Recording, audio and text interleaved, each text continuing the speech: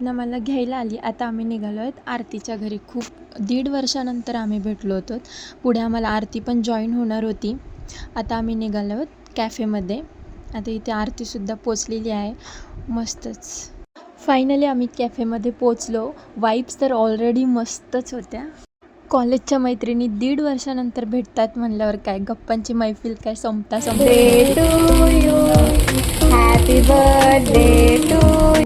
तर आमचं सेलिब्रेशन झालं आहे. आम्ही निघालो आहे आता परत जायला. पुढे सुद्धा वेट करतायत आणखी लोक.